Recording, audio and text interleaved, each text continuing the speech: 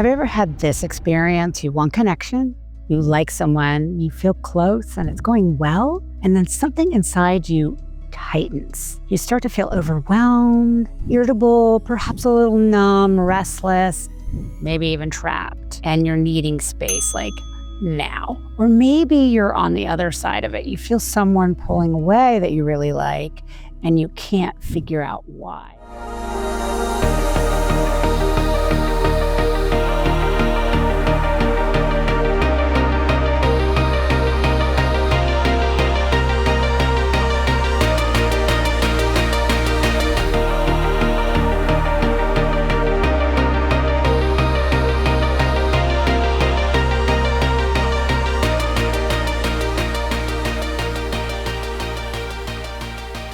Today, I'm going to talk about a couple concepts that explain so much what's going on, and definitely with some compassion.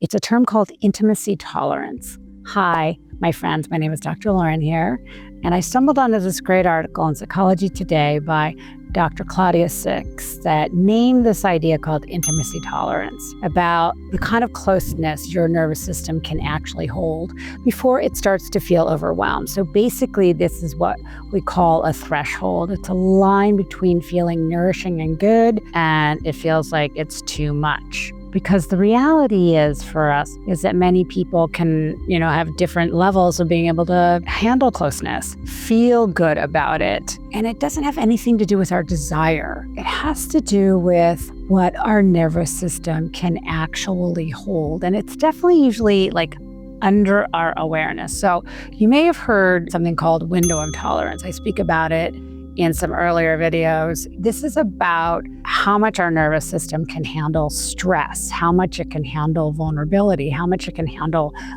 intensity, right? And if we get popped out of our window of tolerance where things are very calm or good, things are up and down, but you still feel good. Well, when that gets popped out, you don't feel good. You can feel, very numb, or you can feel very anxious. More anxiously attached system, it will feel scared and protesty if someone's pulling away. And for a more avoidantly attached system, it will feel overwhelmed and start to feel really scared if it feels like there's too much intimacy going on.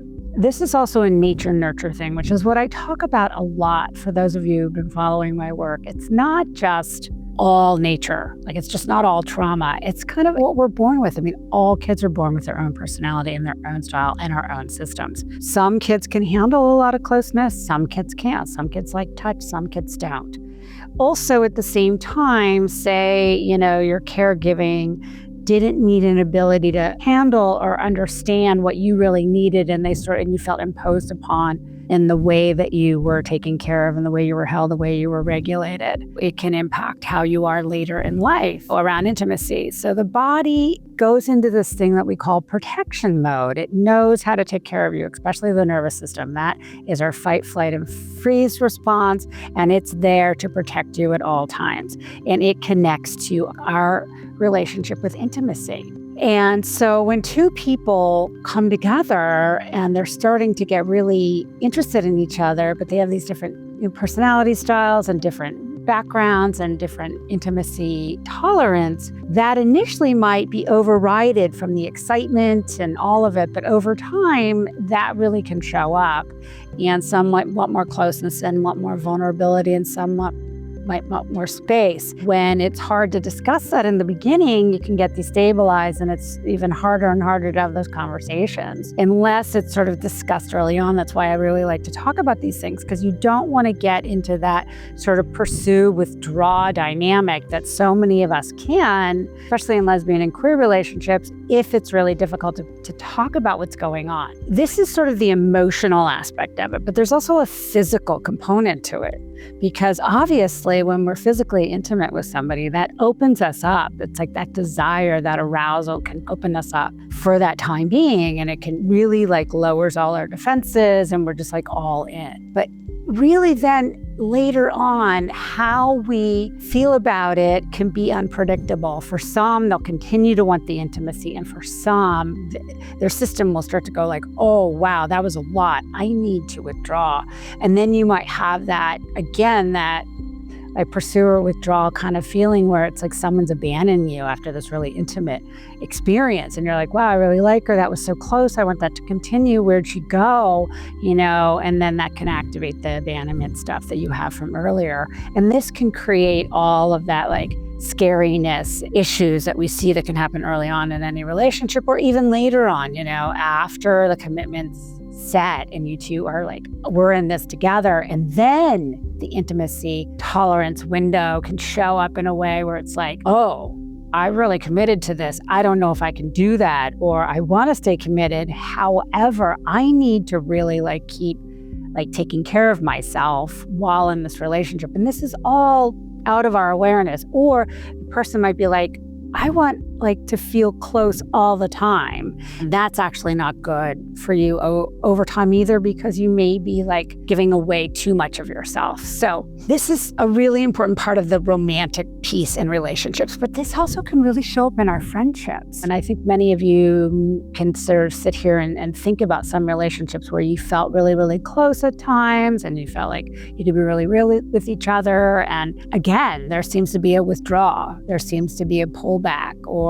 you find yourself being the one that does all the initiating or the one that does all the planning, or you're the one that feels like your friend puts you under too much pressure. And so that can cause heartbreak too. And that can cause issues in friendships. And it's super hard in friendships to talk about this, because it's harder to have those confrontational conversations with a friend than it is with an intimate partner. Intimate partners are often forced to have these conversations because you're together so much and you've made this commitment. Friendships, it's sometimes it gets even scarier.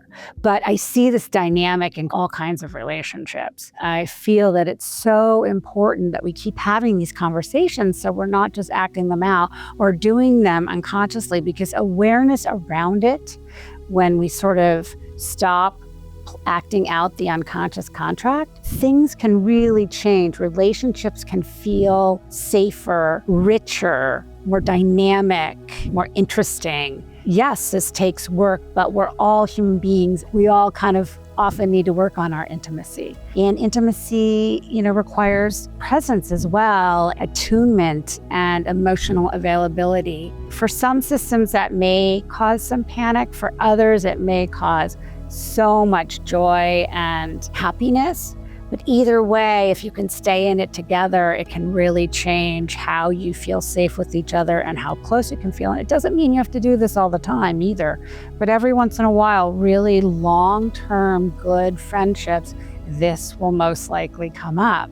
How can we work on this with ourselves? Well, first of all, for those of you who are getting to know my work or know my work, I'm going to, of course, say, how is your relationship with yourself? That is where we need to start.